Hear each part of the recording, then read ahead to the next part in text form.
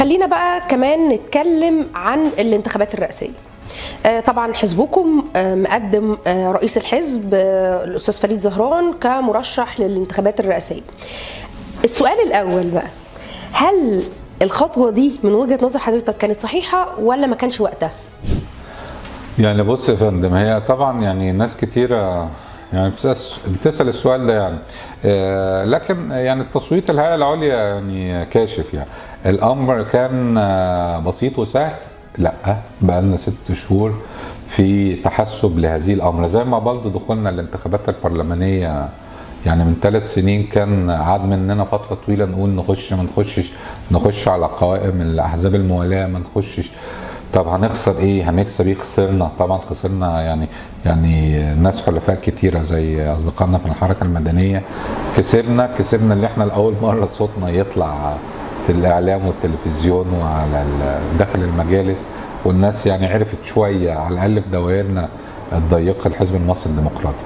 فبالتالي لما جت الانتخابات الرئاسيه دي، لا 6 شهور احنا كنا يعني في حالة سخونة شديدة جدا ما بين رفض وقبول. لا مش هينفع، طب ايه الشروط، طب ايه الضمانات، هينفع مش هينفع. فبالتالي الأمر لم يكن سهلا على الإطلاق، بدليل ان التصويت 25% من الحاضرين الهيئة العليا رفضوا او امتنعوا عن التصويت، وده يعني قد يذهب في هذا الاتجاه اللي انا مش عارف احسم امري. ف 15% رفضوا رفضا تاما، و10% امتنعوا عن التصويت، و75% قبلوا. واقول لك اللي هم في 25 30% كانوا يعني مترددين لاخر لحظه يعني. لكن هو ايه الجداره في الدخول بقى في الانتخابات، او اللي هو كانت يعني الاقناع اللي هم من الناس اللي وافقت يعني. اللي احنا عندنا حل من 2، اللي احنا نقعد 3-4 شهور في البيت ما نعملش اي حاجه خالص ونقول الانتخابات دي ليست حقيقيه وليست بجد ومسرحيه وهنتشتم فيها زي ما اتشتمنا في البرلمان. فنقعد احسن في المقرات بكرامتنا كده، او اللي احنا ايه نقول نجرب يعني ننزل الشارع. هي فرصه اللي احنا نطلع في وسائل الاعلام، وفرصه اللي احنا الناس تشوفنا في الشارع فتقول هو مين ده يا جماعه؟ فنقول لهم ده الحزب المصري الديمقراطي. لا هو مين ده؟ ده الاستاذ فريد زهران. فتبتدي تسال مين الحزب المصري الديمقراطي ومين فريد زهران. فبالتالي ايه تكون فرصه خلال شهرين، فتره ضيقه جدا، لكن فرصه اللي احنا لو يعرفنا 100,000 يبقوا 200,000 يبقوا مليون. فدي فرصه، ودي كانت يعني بكل امانه ليها جداره، يعني اللي انت ما تعمليش اي حاجه او تحاولي حتى لو فيها ايه. لكن طبعا الخسائر انا اعتقد برضه مش قليله، كثيره. في فقدنا برضه بعض يعني الاصدقاء في الحركه المدنيه، في بعض الناس اللي كانت في الشارع يعني كانت ابتدت تبني الصوره الذهنيه اللي احنا حزب معارض جدي من خلال يعني مداخلات في الشيوخ من خلالي او من خلال المهندس ايهاب منصور او الدكتوره مع عبد الناصر او المهندس فريدي. قال لك بيقولوا كلام مختلف، يعني ده بجد بقى ولا ايه؟ دول فقدناهم بجد، يعني جزء منهم اما دخلنا الانتخابات قال لك الله، مع الانتخابات دي مش بجد اكيد. فابتدينا نفقد هذه التأييد او هذه الاصوات. ليه شافوها ان هي مش بجد يعني؟ لان البيئه مش ممهده تماما، الانحياز سافر زي ما انت شايفه كده. يعني حتى بعض المرشحين لم تستطع حتى اللي هي تخطي العتبه الانتخابيه بسبب ظروف احنا كلنا عارفينها، اللي هم اللي كان لا يمكن يتخطوها يعني طوعا او كرها. الاعلام اللي بيتحكم فيه يعني جهاز الدوله هو اللي لديه الصلاحيه. محمود يطلع النهارده اتكلم وحش حطه على جنب، فتلاقيني بظهر بعديها بشهرين او ما بظهرش خالص او الكلام ده. وده اللي احنا بنقوله، يعني ليس هناك عداله في الظهور الاعلامي او تبيان وجهه نظرنا، تحكم مين يطلع مين ما يطلعش وهكذا. وزي ما نقول يعني كل الحشد اللي كان في جمع التوكيلات من المواطنين بجمع البطاقات، يعني انا يعني ما بقولش حاجات سليه يعني اصبحنا دلوقتي في عصر غير العصر. يعني احنا مش في الستينات دلوقتي السوشيال، اي طفل صغير معاه تليفون بيصور يعني. فبالتالي لا، الضمانات مش موجوده خالص، الحياد مش موجود خالص. انحياز الدوله واجهزتها الى الان من ايام عصر عبد الناصر الى الان كما هو، ما لم تتغير فيه. فبالتالي لا يعني الظروف مش مهيئه. كانت حتى هناك بعض الضمانات اللي احنا طلبنا منها حقق بعضها والباقي لم يتحقق. يعني كان عندنا امل حتى لو خرج مجموعه يعني محترمه من عددا يعني من المعتقلين قد يكون هذا انجاز كافي. يعني برضه خرج بضع افراد ووقفت العمليه. كان في جزء قعدنا نركز عليه مع وسائل اعلام كتيره ومش كل وسائل الاعلام لقطتها، اللي احنا عملنا صياغه لما يسمى وثيقه المسار. قلنا احنا حتى لو الانتخابات اللي هي جايه دي اللي هي بعد شهر دي مش انتخابات حقيقيه واحنا معترفين بيها كده هنخش، لكن بشرط اللي احنا نعمل وثيقه مسار 6 سنوات نقول فيها احنا عايزين ايه السنه دي والسنه الجايه والسنه اللي بعديها، وتغيير اللي هي النظام الانتخابي بالنسبه للبرلمان، والافراج عن المواقع المحجوبه، وزياده المساحه الاعلاميه وهكذا. فقلنا يعني احنا لا يسمح لمين اللي احنا ايه يعني نولع النور ونطفيه فخلاص ديمقراطيه، لا قلنا دي يعني تحتاج مسار 6 سنوات. فكان عندنا امل ان الوثيقه دي نكتبها وتعتمد من الاحزاب كلها بما فيها يعني رئيس الجمهوريه يقر بما فيها ويعتمدها. اللي انا يا جماعه عارف ان الديمقراطيه ليست متحققه، وهو كما اشار لي رئيس الجمهوريه في افطار الاسره المصريه من 2 سنين، كنت معتقد ان دي اولويه متاخره مش مهمه دلوقتي، فهو اعترف بيها بكده. لكن احنا لازم نتغير. هنتغير ازاي؟ انا شخصيا بقول لك انا مش عايزها في سنه، فانا بقول لرئيس الجمهوريه نتعهد بيها خلال ال6 سنوات القادمه. وكنا عندنا اهتمام يعني جلل بهذه الوثيقه لو طلعت للعالم ومعتمده ونتصور بيها كده ان دي وثيقه المسار للدوله المصريه لمده 6 سنين. فبالتالي الانتخابات بعد شهر ونص دي مش مهتم بيها، يعني تذهب بشكل منطقي جدا لرئيس الجمهوريه الحالي. لكن كان يهمني ما بعدها، الانتخابات البرلمانيه اللي بعدها والانتخابات اللي هي الرئاسيه ل 2030. للاسف الوثيقه دي اقرها مجلس الامناء الحوار، وكان عندنا امل اللي هي تقر من رئاسه الجمهوريه رئيس الجمهوريه، لم تصل الى المرحله دي. مجلس الحوار عمل عليها بيان ولكنها لم تصل الى رئيس الجمهوريه للاعتماد، فحتى كان اضعف الايمان اللي انا بقول عليه لم يتحقق. عندي امل يعني جاذب. هنحاول نوصلها بقى من 5 سياسه لحد ما السوشيال ميديا جمهور السوشيال ميديا يشتغل وراها لحد ما توصل لرئيس الجمهوريه. احنا عملنا مؤتمرين صحفيين وكنا كل شويه نقول للصحفيين الوثيقه ما حدش واخد باله اللي احنا بنقول فيها. احنا اي حزب يقول لك عايزين ديمقراطيه بكره ده حزب بيحلم. يعني حتى لو النظام الحالي او رئيس الجمهوريه الحالي سعى لتحقيق الديمقراطيه بكره مش هيعرف، لان احنا محتاجين وقت، محتاجين تمهيد، محتاجين وعي للناس اصلا. هنعمل للوثيقه فيديو مخصص ليها وهننشره، وهنحاول ان شاء الله ان نوصله بضغط من جمهور السوشيال ميديا وجمهور 5 سياسه لحد رئاسه الجمهوريه ان شاء الله. يا ريت. انا بقى عايزه اسال سؤال بما ان يعني الحاجات اللي انا جمعتها من كلام حضرتك، يعني احنا هنا بنتكلم على ان فريد زهران فرص المنافسه ما بينه وما بين مرشحي الرئاسه التانيين معدومه، مش موجوده اصلا ولا لا ايه؟ مش مرشح الرئاسه، مرشح الرئاسه. هم نعم الاخرين يعني بس مش هتكلم فيها، مش مهم. فهو بص خلينا نكون منطقيين. انا احب دايما اكون عملي ومنطقي، يعني لا احب ان انا ازوق في الكلام ولا لا. الفرص معدومه، نعم معدومه يعني قطعا، لكن ما نسعى اليه زي ما بقول لك ليس الهدف هو اللي احنا نكسب. يعني طبعا لو كسبنا ده يعني معجزه الهيه، يعني قد نسجد لها يعني لمده 10 سنين قدام يعني لربنا يعني. لكن الواقع لا، الفرص معلومه، لكن المكاسب اخرى. يعني هو ده مكاسبنا في البرلمان. يعني الناس عشان برضه ما حدش يقول لي طب انتوا دخلتوا البرلمان، هي نفس الكلام. هل كان في فرص لينا في البرلمان اللي احنا مثلا نضغط على الحكومه لاستجوابها؟ لا سمح الله لا. او اللي احنا نشيل الحكومه؟ لا سمح الله لا. ده احنا 7 في النواب و3 في الشيوخ يعني. لكن كان المكاسب الاخرى اللي احنا نوصل صوتنا فالناس تعرفنا. فنبتدي نبني للاجيال القادمه. قد ياتي جيل بعدينا او الجيل اللي بعدينا فيكون الحزب المصري الديمقراطي يعني بقى يعني صخره كده جامده والناس عارفاها، ده الحزب المصري الديمقراطي. يعني متوقع من المكاسب اللي هتبقى من وراء الانتخابات الرئاسيه ان عدد كراسي الشيوخ والنواب للمصري الديمقراطي هتزيد؟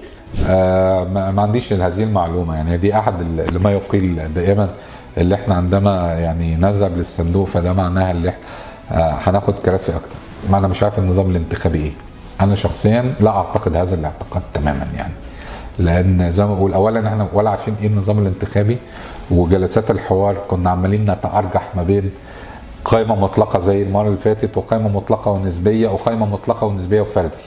فبالتالي انا مش عارف هو النظام، فبالتالي يعني لو احنا هنزيد عن طريق ايه بقى؟ القائمه المطلقه ما جايز اصلا يقل عدد مقاعدها، فبالتالي حتى السبعه اللي احنا كنا خدناهم المره اللي فاتت ما يكونوش موجودين، او جايز احنا اصلا انا وجهه نظري الشخصي لا نعيد الكره بتاع التحالف مع احزاب الموالاه مره ثانيه، كانت مره وانتهت.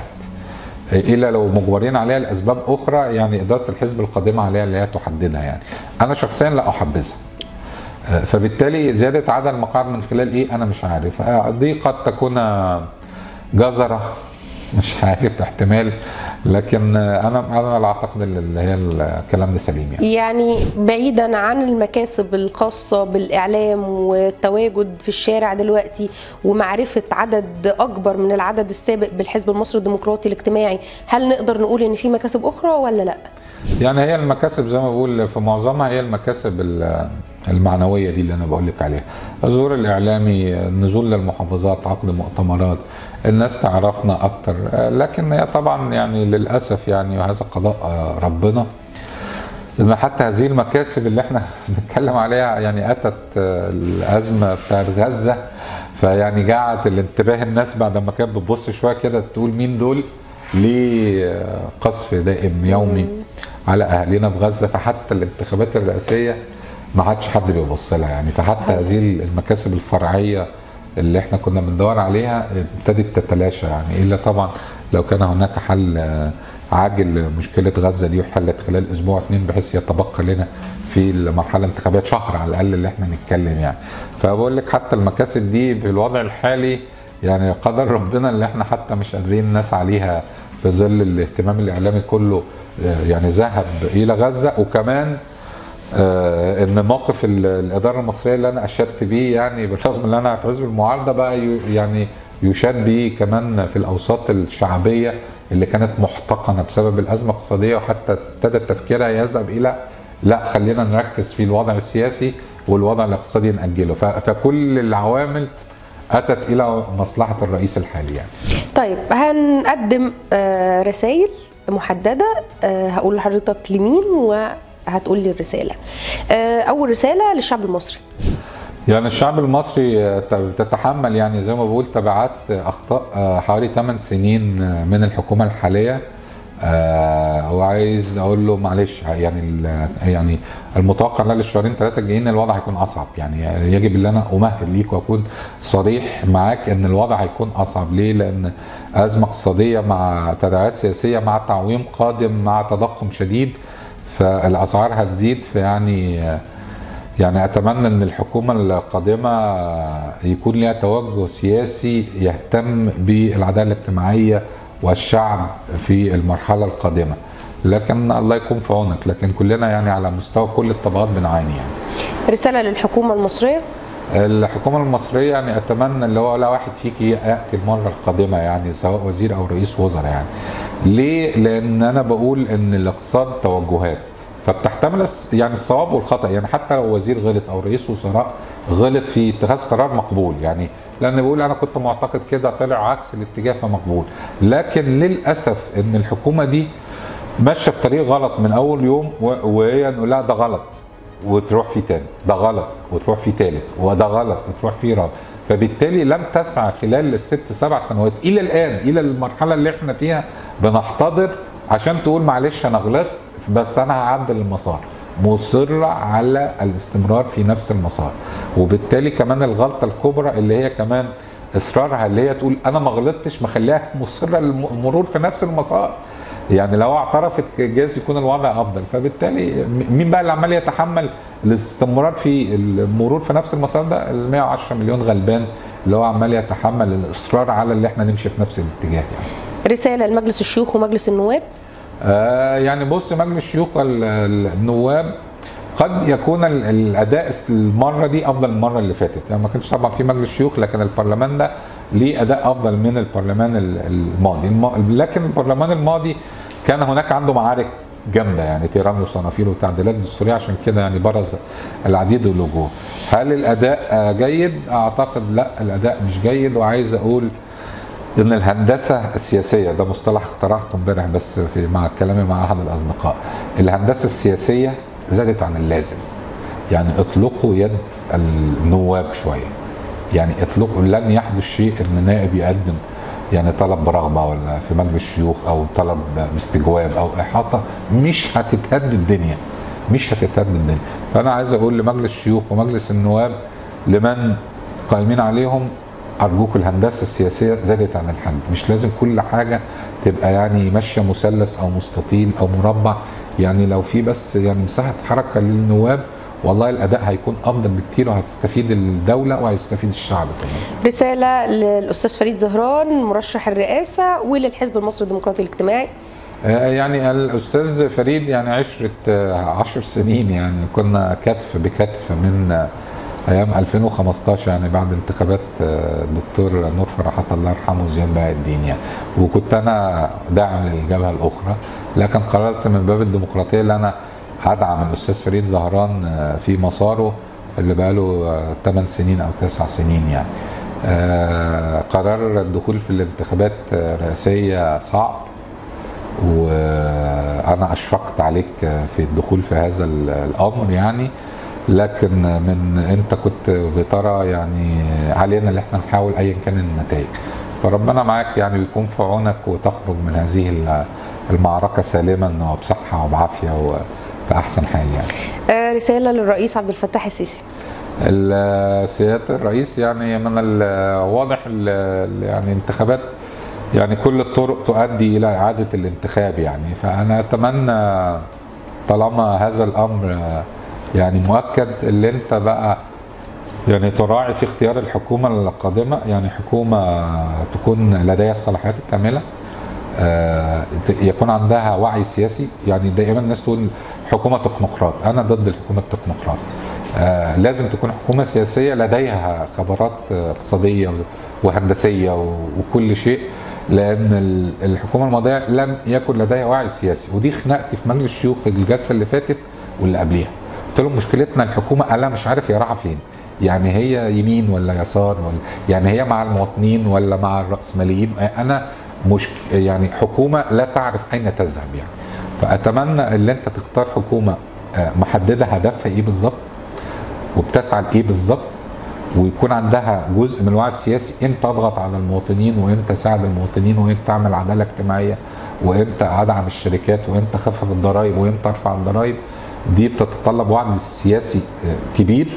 فبالتالي انا اعتقد لازم يكون ناس من الاحزاب مع طبعا خبرات سياسيه، واللي هي يعني تصلح ما اتلفه الظهر التسع سنوات برساله للشعب الفلسطيني.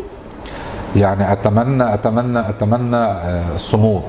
عارف اللي هي يعني انتم يعني بشر، والبشر عندما يعني تتعرض لمواقف اقل من اللي انتم بتتعرضوا له دي بتسلم. يعني احنا قد نتعرض ان ابنك يعني جاله انفلونزا فتبتدي تنهاري تماما، انت لا بتشوفوا او يعني اطفالكم بتموت قدام عينيكم. انا مش عارف انتوا بتعملوها ازاي بصراحه، لكن اتمنى ان انتوا تصمدوا لاخر لحظه، لان فعلا لو نجح المخطط اللي بيحاكي الان، فانا بقول قضيتكم انتهت الى الابد. لن يعني يعود هناك اي امل في وجود دوله فلسطينيه على الاراضي المحتله، يعني خلاص الى يعني ان يشاء الله يعني باجيال قادمه يعني تستطيع اعاده احياء القضيه يعني. شكرا ليك معالي النائب، خدنا من وقتك كتير، بس الحوار يعني زي ما احنا مقدمينه لجمهور خمسة سياسة حوار قوي وكلام يعني انا شايفاه ان هو في الصميم. شكرا لحضرتك. شكرا جزيلا. شكرا ليكم، ونشوفكم في حلقه جديده من 5 سياسه، وما تنسوش تتابعونا وتشوفوا الحلقات اللي فاتت والحلقات اللي جايه.